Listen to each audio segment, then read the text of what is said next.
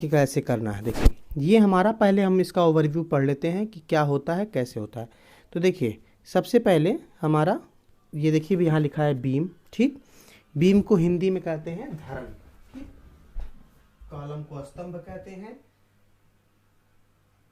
ठीक दोस्तों, तो देखिए हम इसको धरन कहते हैं। अब इंग्लिश मीडियम वाले बच्चों को थोड़ा सा धरन में प्रॉब्लम हो जाती है कि धरन क्या होता है, स्तंभ क्या होता है, तो उनके लिए हम थोड़ा सा लिख दिए हैं। ठीक, अगर कहीं आपको कन्फ्यूजन होगी तो आप हमसे कनेक्ट करके, आप हमसे कांटेक्ट करके पूछ सकते हैं, कोई ऐसी समस्या वाली बात नहीं है। देखिए अब हमको क्या करना है कि हमारा है बीम। बीम हमारा दो प्रकार का होता है, सिंगली रीइंफोर्समेंट बीम और डबली रीइंफोर्समेंट बीम। ठीक है, देखिए सिंगली जो होता है उसमें क्या होता है कि जो हमारा देखिए यहाँ लिखा है ना सिंगली और डबली, देखिए सिंगली और डबली। तो अब देखिए जो सिंगली हमारा रीइंफोर्समेंट बीम होता है, यहाँ देखिए ये, इसमें क्या होता है कि जो सरिया होता है हमारा, सरिया, रीइंफोर्समेंट को सरिया बोला जाता है भाई। ठीक, रीइंफोर्समेंट जो होता है वो हमारा सरिया होता है। तो इसको हम क्या करते हैं कि जो हमारा सरिया होता है, देखिए अगर ये हमारी बीम है, देखिए ये हम ऐसे हल्का सा बनाए हुए हैं यहाँ, अगर ये हमारी बीम है और ये हमारा न्यूट्रल एक्सिस है, NA मतलब हो गया न्यूट्रल एक्सिस।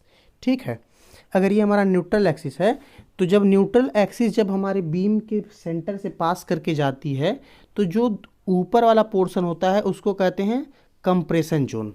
ठीक है, और जो नीचे वाला पोर्शन होता है इसको कहते हैं टेंशन जोन।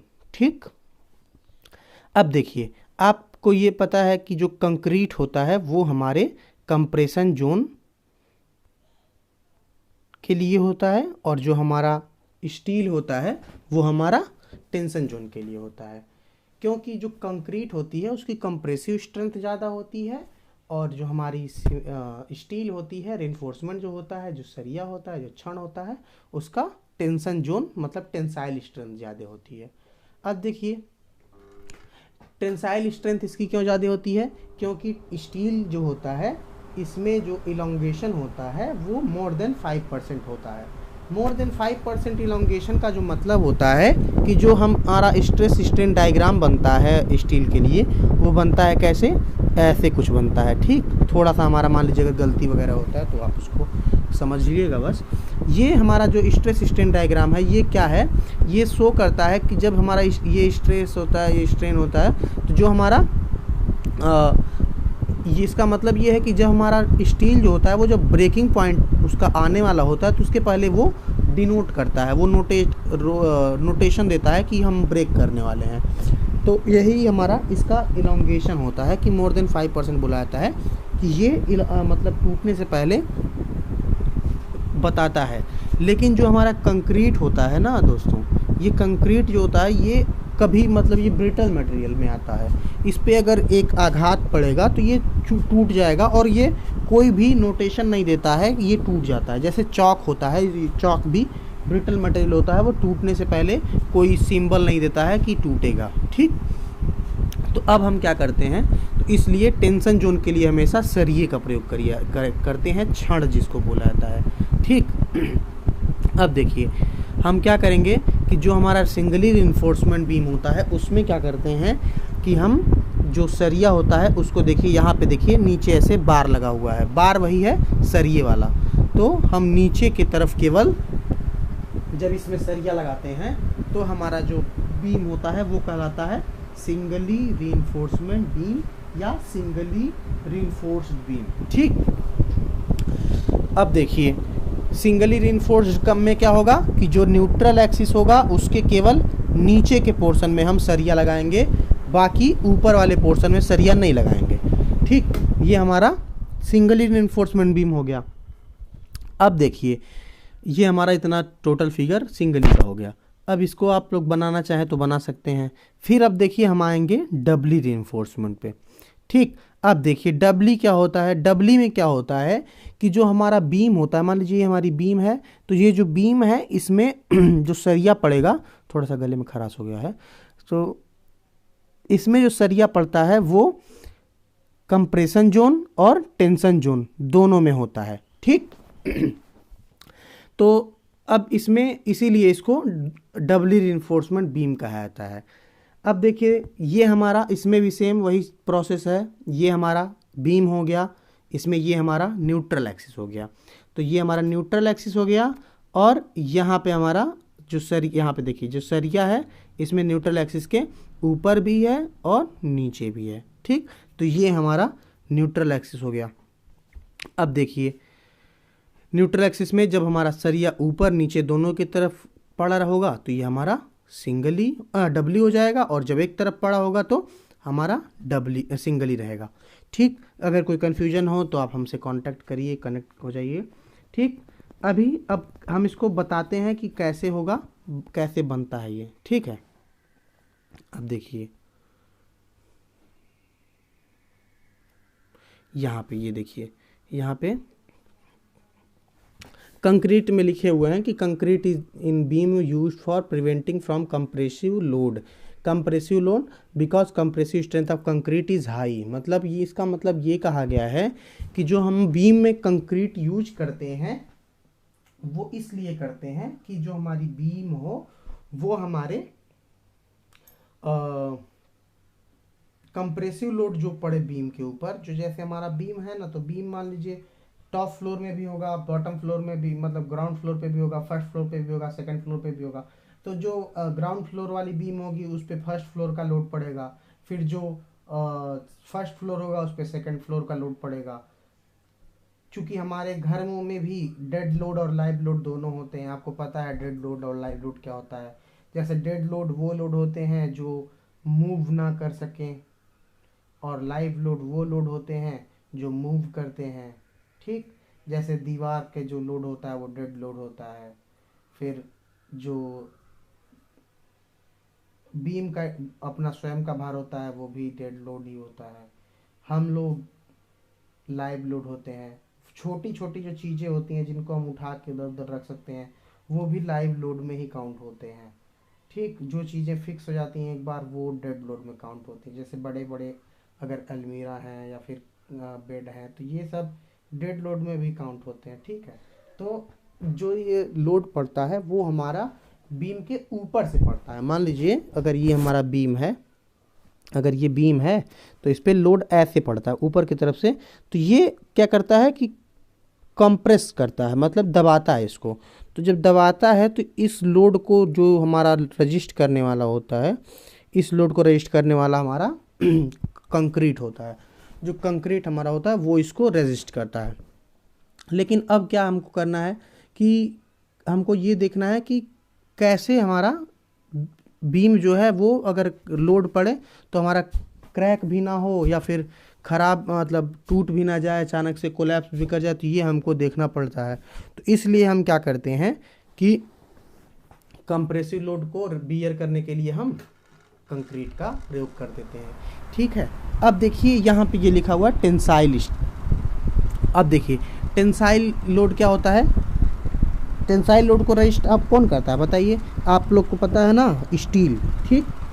तो अब देखिए स्टील क्यों करता है, क्योंकि उसका इलोंगेशन, डक्टिलिटी उसकी प्रॉपर्टी क्या होती है। डक्टिलिटी प्रॉपर्टी में अभी मैं बताया हूँ जो इलोंगेशन होता है मोर देन 5% होता है, ठीक। तो अब देखिए जो मोर देन 5% होता है उसकी वजह से हम क्या करते हैं कि हम रीइंफोर्समेंट का यूज करते हैं। अब देखिए जब हम रीइंफोर्समेंट का यूज करेंगे तो हम क्या करते हैं कि सरिये को नीचे की तरफ लगाते हैं। नीचे की तरफ इसलिए लगाते हैं ताकि जब बीम के ऊपर, मान लीजिए हमारा ये बीम है, ठीक है, सपोज करिए कि बीम है, अब इसमें ऊपर की तरफ से लोड लग रहा है, ठीक।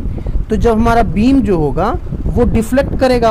आप लोग सोम में पढ़े होंगे स्ट्रेंथ ऑफ मटेरियल में, ये जब बीम डिफ्लेक्ट करेगी तो ऐसे डिफ्लेक्ट करेगी, तो ये हमारा बेंडिंग मोमेंट आएगा। अब जब हमारा बेंडिंग मोमेंट आएगा तो इस बेंडिंग मोमेंट को रेजिस्ट करने के लिए हमको क्या करना पड़ेगा कि हमको इसमें सरिया लगाना पड़ेगा।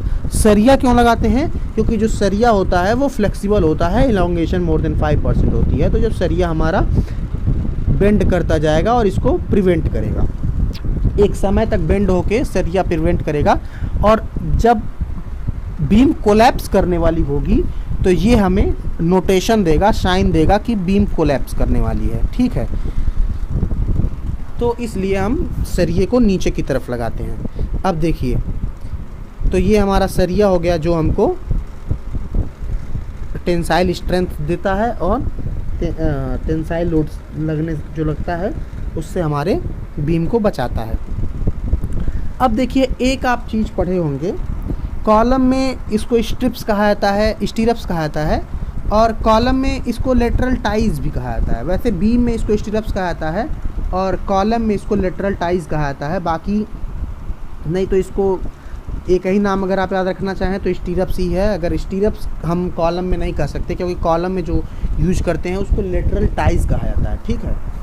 तो स्टीरप्स क्या होता है, जब मान लीजिए हमारा सरिया जो होता है ना, तो हमारा जो सरिया होता है उस सरिये को बांधने के लिए हम एक रिंग बनाते हैं। आप लोग सुने होंगे, एक रिंग ऐसे बनाया जाता है, बांधा जाता है उसको, जिससे सरिये को, जैसे यहाँ सरिया कोनों पे, जो कोने पे सरिया होते हैं उनको ऐसे बांध दिया जाता है ताकि खुले चाहे फिर बकल ना करें, तो उसके प्रिवेंशन के लिए इसको बांधा जाता है। तो ये हमारा स्टीरप्स हो गया।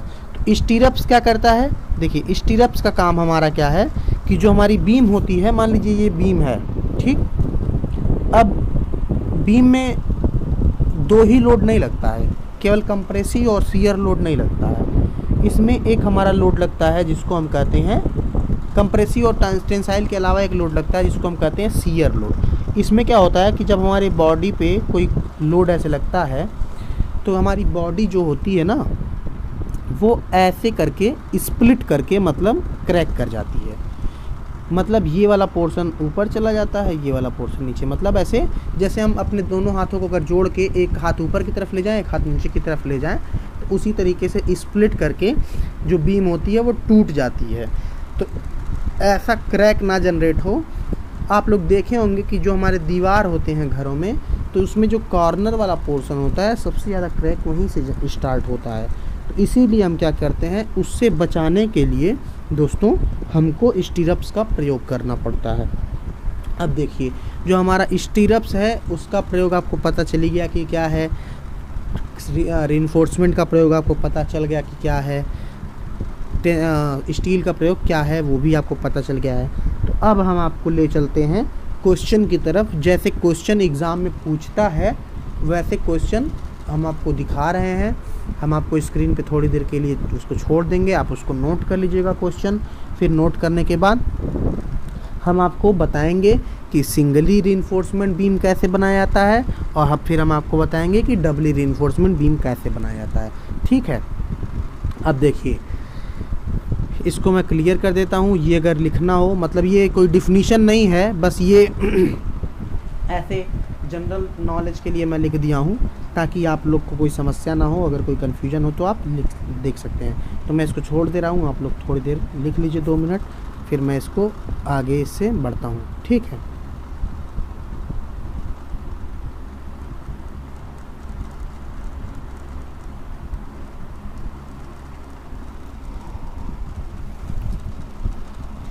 चलिए पॉज करके वीडियो लिख लीजिएगा, मैं ज़्यादा आपका समय नहीं लूँगा, तो इसलिए मैं आगे चल रहा हूँ, ठीक। अब देखिए, ये हमारा आ गया क्वेश्चन। यहाँ देखिए लिखा हुआ है question of beam. Question of beam, ये बीम इसलिए लिखे हैं क्योंकि सिंगली और डबली दोनों क्वेश्चन आपको बताएंगे, दोनों आपको बताएंगे कैसे आता है। एग्जामिनेशन में वही भी पूछ सकता है, तो आप निश्चिंत ना रहें कि सिंगली इम्पॉर्टेंट नहीं है कि डबली इम्पॉर्टेंट है। तो आप लोग ये सब ना सोचें, आप लोग को दोनों पढ़ना है और दोनों एग्ज़ाम में पूछ सकता है। कोई कंफर्म नहीं है कि क्या पूछेगा क्या नहीं पूछेगा, ठीक। तो आप लोग को दोनों पढ़ना है। सॉरी, खांसी हो रही है। अब देखिए, हमारा जो क्वेश्चन है बीम का, उसमें अब देखिए क्या लिखा हुआ है। मैं क्वेश्चन आपको पढ़ के दिखा देता हूँ, क्योंकि जब वीडियो अपलोड की जाती है तो क्वालिटी थोड़ी सी ख़राब हो जाती है, तो जिसकी वजह से थोड़ी समस्या आती है और दिखता नहीं है क्वेश्चन। लेकिन मैं आपको क्वेश्चन पढ़ के सुना रहा हूँ, आप लोग लिखते जाइए अगर आप लोग को दिखने में प्रॉब्लम है तो, ठीक। तो क्वेश्चन है कि एक बीम की रचना करें, ठीक है दोस्तों, क्वेश्चन है एक बीम की रचना करें जिसकी माप निम्न है, ठीक। इंग्लिश मीडियम वालों के लिए फिर से एक बार बोल दे रहे हैं इंग्लिश में कि draw a beam size are given below, ठीक। अब देखिए एक बीम है जिसकी हमको रचना करनी है और जिसकी साइज दिया गया है निम्न में, निम्न मतलब नीचे दिया गया है, ठीक। तो पहला चीज़ जो दिया गया है वो है दीवार की माप। दीवार की माप का मतलब क्या है, देखिए ये बहुत इम्पॉर्टेंट चीज़ है। देखिए इसमें क्या है कि सबसे बड़ी समस्या ये आती है कि बच्चे कंफ्यूज रहते हैं कि दीवार की माप का मतलब वो लंबाई है कि चौड़ाई। एक चीज़ आप लोग कंफ्यूज मत रहिए कि जो हम क्वेश्चन बनाते हैं उसमें जो दीवार की जो माप दी गई होती है वो दीवार की चौड़ाई दी गई, ठीक। लंबाई की तरफ तो हम कॉन्टिन्यूस का सिंबल लगाते हैं क्योंकि दीवार हमारी कितनी लंबी है वो हम पूरा नहीं दिखा सकते हैं ना, इसलिए हम क्या करते हैं कि हम दीवार की उसमें चौड़ाई दी, तो दीवार की चौड़ाई है उसको आप दीवार की माप को तो लंबाई मत, तो जो दीवार की चौड़ाई है वो दिया गया है कितना 30 सेंटीमीटर। अब मतलब 30 सेंटीमीटर का मतलब क्या है कि 30 सेंटीमीटर हमारी दीवार मोटी है, ठीक। 30 सेंटीमीटर मतलब 30 सेंटीमीटर हमारी दीवार मोटी है। अब देखिए दूसरा पॉइंट जो दिया गया है वो दिया गया है क्या कि दीवार पर धारण, ठीक। अब देखिए ये एक बहुत समझने वाली चीज़ है कि दीवार पर धारण किस चीज़ का, बीम का। हमारा बीम जो होता है उसको कह रहा है कि वो दीवार पे क्या किया गया है, एग्जैक्ट जो हमारी बीम होती है वो दोनों दीवारों के बीच में नहीं बनाई जाती है, आपको पता है। तो जो हमारी बीम होती है उसको दीवारों पर धारण करा दिया जाता है। धारण का मतलब चढ़ा दिया है। ये क्वेश्चन जो है आपको क्वेश्चन में दो चीज़ आपको मिल सकती है, या तो लिखा रहेगा दीवार पर धारण, ठीक, और या तो लिखा रहेगा दीवार पर चढ़ाव या बीम का चढ़ाव या बीम का धारण, ठीक। तो जो मतलब इसका मतलब ये है कि जो हमारी बीम है तो दीवार पर चढ़ी हुई है, मतलब दीवार उतना छोड़ के मतलब थोड़ा छोड़ के और जितना चढ़ा उतने पे बनाया गया। अब देखिए क्वेश्चन में आप ध्यान देंगे तो क्वेश्चन में दिया गया है कि दीवार पर चढ़ाव कितना है 30 सेंटीमीटर। अब देखिए दीवार पर चढ़ाव को अंग्रेजी में क्या बोलेंगे या दीवार पर धारण को अंग्रेजी में क्या बोलेंगे, clearing on wall, clearing CEARING, clearing on wall, ये हम बोलते हैं इंग्लिश में, ठीक।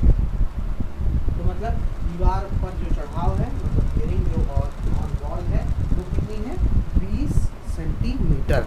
अब देखिए अगला पॉइंट है बीम की माप। देखिए दोस्तों बीम की माप हमारा दिया गया है कितना 300 × 450 mm, ठीक। 300 × 450 mm। देखिए दोस्तों एक चीज़ हमेशा याद रखिएगा कि जो हमारी बीम होती है वो चाहे सिंगली हो चाहे डबली हो, ठीक। उसमें हमेशा जो हमारा बड़ा वाला वैल्यू होता है, जो भी वैल्यू बड़ा होगी वो हमारा बीम का डेप्थ होगा। डेप्थ मतलब डी होगा। हमारे बीम में दो चीज़ें होती हैं, एक बी होती है एक डी होती है, मतलब एक चौड़ाई होती है और एक गहराई होती है, और एक हमारा लेंथ होता है जिसको हम शुद्ध पाठ भी कहते हैं, इफेक्टिव लेंथ भी कहते हैं। तो शुद्ध पाठ अलग होता है, इफेक्टिव लेंथ अलग होता है, लेकिन जो लेंथ होता है तो लेंथ से हमको कोई मतलब नहीं है। अभी बीम में केवल क्या देगा, बी देगा और डी देगा, बी फॉर बॉय वाला, ठीक, बी और डी, ठीक, बी देगा और डी देगा। तो बी हमारा वही वो वैल्यू होगी जो छोटी होगी और डी हमारी वो वैल्यू होगी जो बड़ी होगी। अभी आप क्वेश्चन में आप देखेंगे तो लिखा है कि 300 × 450। अब देखिए 300 और 450। अब एक चीज़ ध्यान दीजिए कि 300 छोटा है तो 300 हमारा क्या होगा, विड्थ होगी बीम की, और 450 हमारा बड़ा है तो वो क्या होगा, डेप्थ होगा बीम का। अब देखिए अगला पॉइंट क्या दिया गया है, क्लियर कवर दे दिया है। ये तो बहुत अच्छा दिया है, आप लोग को कंफ्यूज नहीं करेगा, वो क्वेश्चन में दे दिया है। क्लियर कवर कितना है 25 mm का क्लियर कवर है। ठीक, 25 mm का क्लियर कवर दे दिया है तो बहुत अच्छी बात है, आपको एज्यूम करने की ज़रूरत नहीं पड़ेगी, नहीं देता तो एज्यूम करना पड़ता है। तो अब देखिए जब हमारा क्लियर कवर दे दिया है तो हम क्या करेंगे, हम अगला पॉइंट दिया है शुद्ध पाठ। शुद्ध पाठ को अंग्रेजी में क्या कहते हैं, क्लियर स्पैन। ठीक, इसको हम बोलते हैं शुद्ध पाठ को बोलते हैं क्लियर स्पैन। क्लियर स्पैन की वैल्यू दी गई है कितनी दी गई है, 3 मीटर। ठीक, देखिए ये आपको ध्यान देना होगा, अगर कहीं मिसप्रिंट हो तो आपको इतना पता होना चाहिए कि कौन सी वैल्यू मीटर में हो सकती है, कौन मिलीमीटर में हो सकती है, कौन सी मीटर में हो सकती है। अब जो क्लियर स्पैन होता है वो क्लियर स्पैन एक रूम का होता है, तो वो कभी मिलीमीटर या सेंटीमीटर में नहीं होगा, वो मीटर में होगा। तो ये 3 मीटर है। ठीक, तो 3 मीटर हमारा शुद्ध पाठ हो गया। अब देखिए यहाँ से ये तो हमारा ये दोनों क्वेश्चनों में सेम होगा, चाहे सिंगली हो चाहे डबली हो, इतना टॉपिक आपको सेम मिलेगा। मेन हम क्वेश्चन को डिफरेंशिएट कहाँ से करते हैं कि ये क्वेश्चन सिंगली का है कि डबली का है। ये डिफरेंशिएट करने के लिए हमको क्वेश्चन की अंतिम लाइन पढ़नी पड़ेगी। ये अंतिम लाइन में भी हो सकता है या हो सकता है स्टार्टिंग वाले लाइन में भी हो दोस्तों, ये किसी भी लाइन में दे सकता है। तो ये लिखा क्या है, कैसे पता चलेगा, तो पता चलेगा ऐसे कि क्वेश्चन में लिखा रहेगा कि बीम में, ठीक, बीम में शियर तथा तनन के क्षेत्र में रेनफोर्समेंट की व्यवस्था करें। ठीक दोस्तों, बीम में तनन तथा शियर के क्षेत्र में रेनफोर्समेंट की व्यवस्था करें। अब देखिए अभी हम आपको इसी डेफिनेशन बताए हैं कि शियर से कौन बचाता है और तनन से कौन बचाता है। तो तनन में हम सिंगली हो गया, ये कैसे सिंगली हमको पता चला, जब ये कहता कि कंप्रेशन में भी बनाइए, कंप्रेशन में भी व्यवस्था करें रेनफोर्समेंट की, तब ये डब्ल्यू हो जाता। ठीक है, अब देखिए तनन में तथा शियर में हमको डालना है। अब देखिए दोस्तों, अब हम इसको बनाएंगे। अब कैसे बनाएंगे वो देखिए, ये देखिए ये हमारा बना हुआ है। अब देखिए थोड़ा सा आपको स्क्रीन घुमाना पड़ेगा क्योंकि थोड़ा सा मसला है। ठीक, अब देखिए कैसे ये बना हुआ है। देखिए सबसे पहले क्या किया गया है, इसको बनाने के लिए हम पहले वॉल खींच लिए हैं। यहाँ पे ऐसे वॉल कैसे खींचे हैं, यहाँ से देखिए स्केल, सबसे पहला काम करेंगे स्केल सेलेक्ट करेंगे। स्केल हम सेलेक्ट कर लिए, देखा 125 का। ठीक, 125 का मेरा स्केल हो गया। आपको पता ही है कि 125 के स्केल में जो भी वैल्यू होती है वो 4 से मल्टीप्लाई हो जाती है। ठीक, और इसको कन्वर्ट करेंगे तो वही आएगा। तो देखिए अब हम जब करना शुरू करेंगे तो हमारा हो जाएगा 125 के स्केल पे 30 को जब चेंज करेंगे तो आएगा 1.2। तो 1.2 सेंटीमीटर का हम लाइन खींच लेंगे ऐसे। ठीक, उसके बाद देखिए यहाँ पे नीचे कॉन्टिन्यूअस का सिंबल लगा दिया गया है। कॉन्टिन्यूअस का जब सिंबल हमारा लग जाएगा तो इसका मतलब ये है कि जो हमारी बीम है वो नीचे की, जो दीवार है वो नीचे की तरफ भी बनाई गई है। ठीक, तो इसलिए कॉन्टिन्यूअस का सिंबल लगा दिया है। अब देखिए जब हमारा इतना हो गया तो अब क्या करेंगे कि देखिए जब हम सबसे पहले ये बना लेंगे, फिर ये बना लेंगे। वैसे दोस्तों ये चीज़ मैं आपको क्लास में बता चुका हूँ कैसे बनेगा, लेकिन थोड़ा बहुत अगर कन्फ्यूजन हो तो उसको दूर करने के लिए ये वीडियो बनाया जा रहा है ताकि आप जान लें। तो देखिए ये बन गया। अब यहाँ पे कॉन्टिन्यूअस का सिंबल लग गया। अब देखिए हमारा यल दिया गया है, शुद्ध पाठ कितना 3000 दिया गया है। नोट करिए तुरंत, 3000 दिया गया है शुद्ध पाठ। इस शुद्ध पाठ को हम क्या करेंगे, कन्वर्ट कर लेंगे mm में। ठीक, अब देखिए दो चीज़ होते हैं, एक शुद्ध पाठ होता है मतलब क्लियर स्पैन होता है, और एक हमारा इफ़ेक्टिव स्पैन होता है। ठीक, इफ़ेक्टिव स्पैन होता है दोस्तों, इफ़ेक्टिव स्पैन, और एक हमारा क्लियर स्पैन होता है। ठीक, तो हमारा देखिए क्लियर स्पैन और इफ़ेक्टिव स्पैन में क्या अंतर होता है।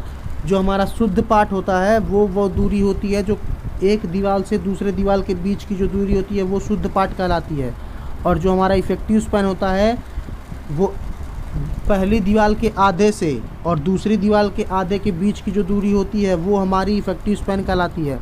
मतलब इफेक्टिव स्पैन निकालने के लिए क्या करना पड़ेगा, हमको शुद्ध part plus half of wall 1 plus half of wall 2।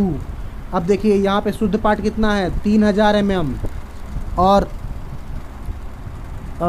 Wall 1 की कितनी दूरी है 300 डिवाइडेड बाई 2 मतलब 150, फिर प्लस 300 डिवाइडेड बाई 2 मतलब 150, तो 300 और प्लस 300 कितना हो, 300 का आधा 150, फिर 300 का आधा 150, 150 और 150 300 और 3000 प्लस 300 3300, तो हमारा इफेक्टिव स्पैन कितना हो गया 3300 हो गया दोस्तों।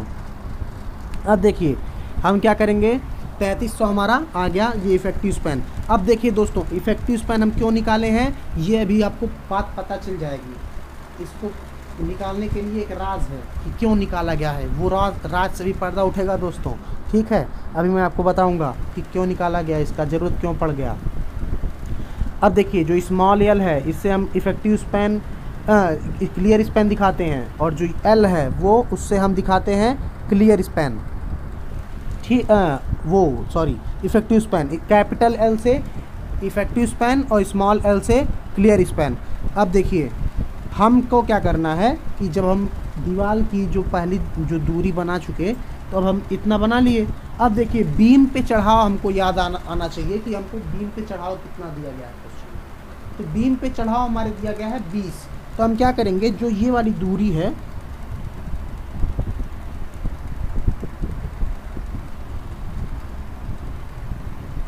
सॉरी दोस्तों ये थोड़ा सा हो गया था। देखिए ये वाली जो दूरी है ठीक ये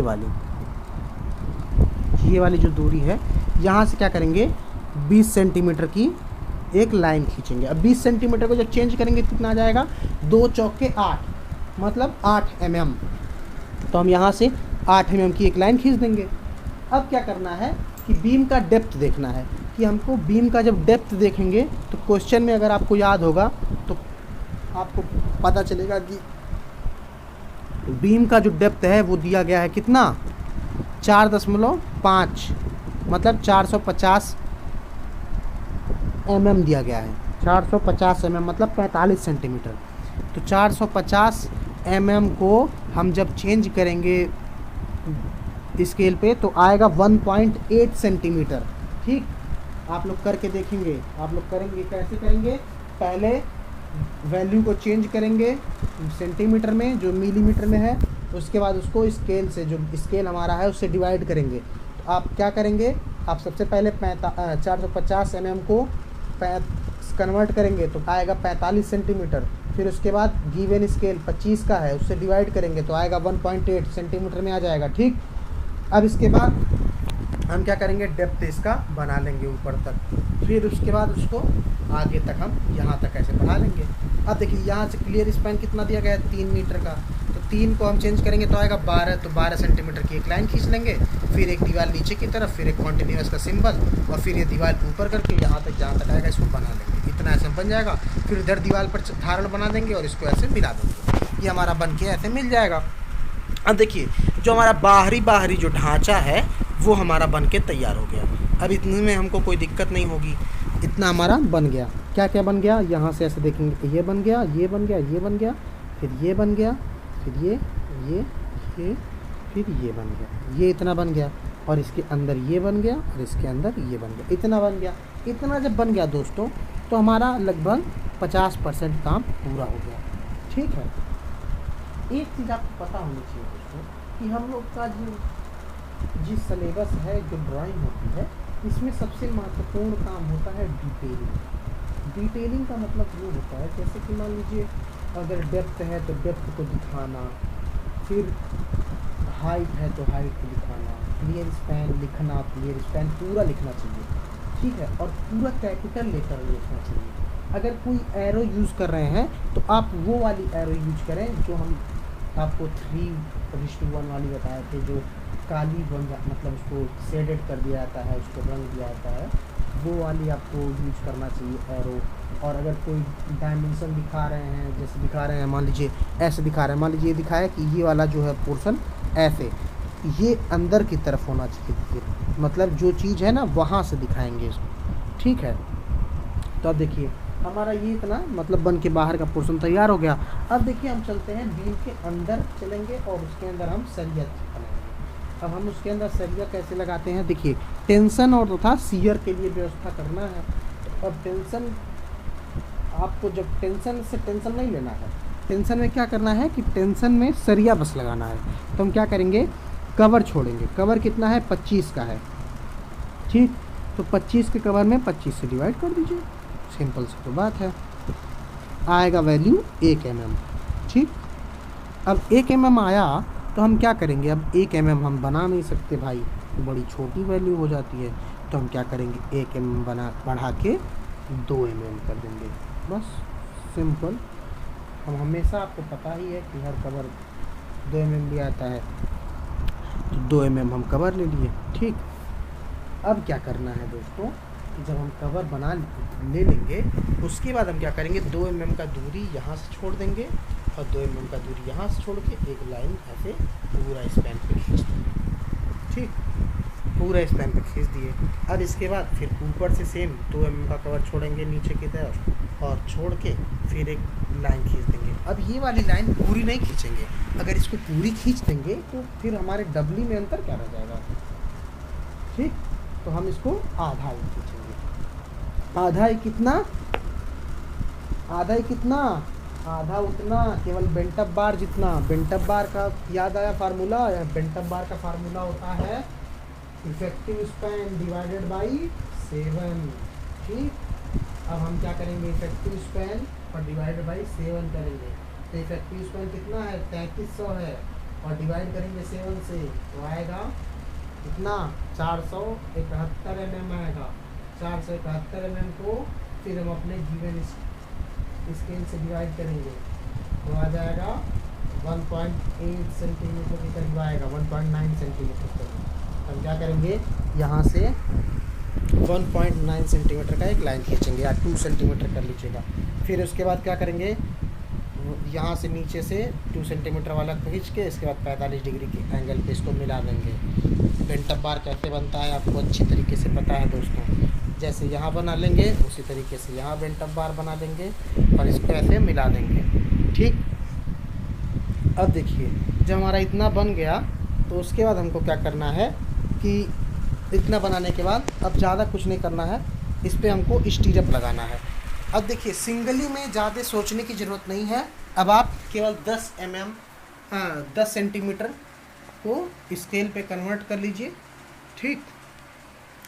और 10 उस पर ऐसे स्टीरअप ऐसे लगाते चले जाइए, या 1-1 सेंटीमीटर ऐसे बिना कुछ कहे ही 5-5 mm पे हम दोनों तरफ स्टीरअप लगा लेंगे, ठीक। 5-5 mm पे ऐसे लगा लीजिए, उसका स्पेसिंग कुछ भी दिखा दीजिएगा, ऐसे दिखा दीजिएगा 10 सेंटीमीटर, ठीक है। उसके बाद हम इसका डिटेलिंग कर देंगे। डिटेलिंग में क्या क्या, वॉल पे सिंबल दिखा देंगे, ब्रिक का सिंबल आपको पता है, आप कंस्ट्रक्शन मटेरियल में पढ़ लिए हैं।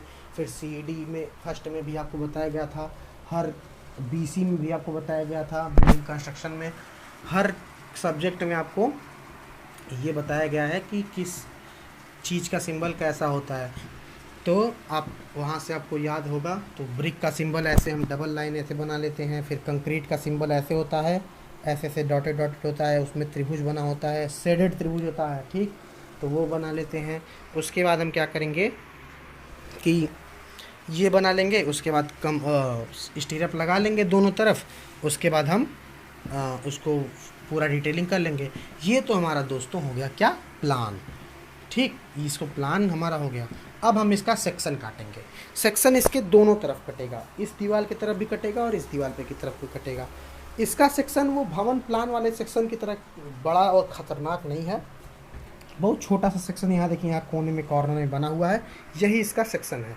तो अब देखिए इसको बनाने के लिए क्या करना है कि सबसे पहले जो डेप्थ दिया गया है और जो हाइट दी गई है उसको खींच लेंगे। तो डेप्थ हमारा कितना है, 300 है, 450 है, और विड्थ कितनी है, 300 है। तो हम 450 की एक लाइन खींचेंगे ऐसे खड़ी, फिर एक हॉरिजॉन्टल लाइन 300 की, फिर ऐसे हम वर्टिकल लाइन दोनों खींच के ऐसे ब्लॉक बना लेंगे। फिर कवर छोड़ के अंदर स्टीरअप लगा लेंगे, कवर छोड़ेंगे ऐसे अंदर स्टीरअप लगा लेंगे, ठीक। और इसको ऐसे मोड़ देंगे। अब देखिए जब इतना हमारा काम हो गया, अब इसके बाद हमको देखना है कि ऊपर की तरफ कितना सरिया दिख रहा है और नीचे की तरफ कितना सरिया दिख रहा है। तो ऊपर की तरफ देखिए बेंट अप बार के 2 सरिये हैं, तो एक सरिया ये हो गया और एक सरिया ये हो गया, ठीक। 2 सरिये 2 कॉर्नर पे, और नीचे की तरफ हमारे 3 सरिये दिखेंगे। एक सरिया किनारे होगा, एक इस साइड में होगा, एक हमारा बेंट अप बार वाला सरिया होगा। तो 3 सरिया ऐसे बन गया। ये हमारा सेक्शन हो गया, यहाँ लिख देंगे सेक्शन एट।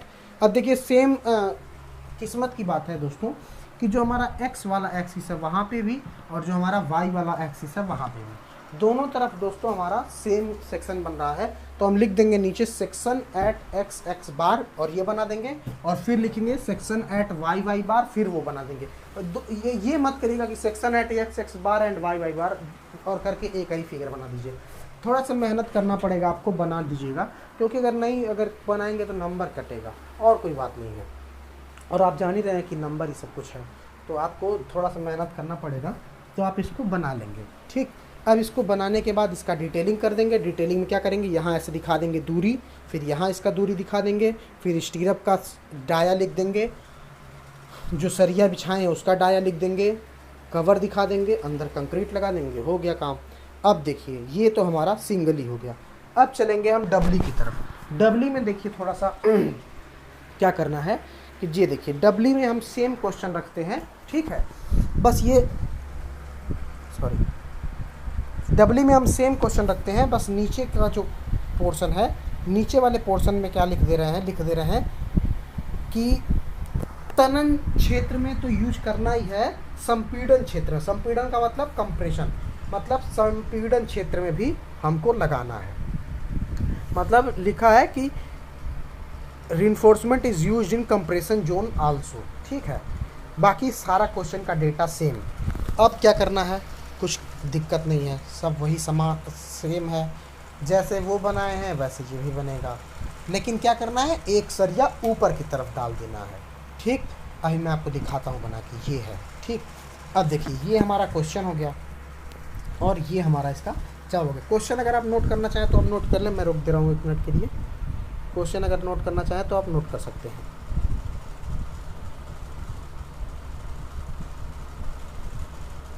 मैं पढ़ दे रहा हूँ क्वेश्चन एक बार फिर से। एक बीम की रचना करें जिसकी माप निम्न है। दीवार की माप 30 सेंटीमीटर, दीवार पर धारण 20 सेंटीमीटर, बीम की माप 300 × 450, क्लियर कवर 25, रीइंफोर्समेंट कहाँ, शियर में, टेंशन में और कंप्रेशन में, शुद्ध पाठ 3 मीटर, ठीक है। ये क्वेश्चन हमारा होगा। फिर से हम क्या करेंगे, चलते हैं क्वेश्चन की तरफ। ये हमारा क्वेश्चन, इसमें 2 चीज़ें थोड़ी सी बदलती हैं, बाकी सब कुछ सेम ही रहता है। एक बार मैं फिर से बताता हूँ कैसे बनाना है। सबसे पहले एक लाइन खींच देंगे, ठीक। उस लाइन से फिर दीवार की माप 1.2 पे, तो 1.2 सेंटीमीटर पे एक दूसरी लाइन खींच देंगे, फिर इस लाइन को ऐसे मिला देंगे, इसको ब्लॉक बना लीजिए, मन करे तो बन गया। यहाँ पे हम कॉन्टिन्यूस का सिंबल लगा देंगे। स्केल हमारा वही पुराना अपना जाना पहचाना 125, ठीक। ये हमारा बन गया। उसके बाद दीवार पर धारण मतलब 20, तो यहाँ से क्या करना है, 20 सेंटीमीटर दीवार पर धारण कर देंगे। दीवार पर धारण हो गया। अब देखिए दीवार पर धारण के बाद इस पर चढ़ाव बना दिए। फिर डेप्थ ऑफ बीम 450 मतलब 1.8। फिर ये हमारा क्लियर स्पैन, क्लियर स्पैन की वैल्यू 3 मीटर, 3 मीटर मतलब 3000 mm, ठीक है। अब देखिए ये हमारा हो गया।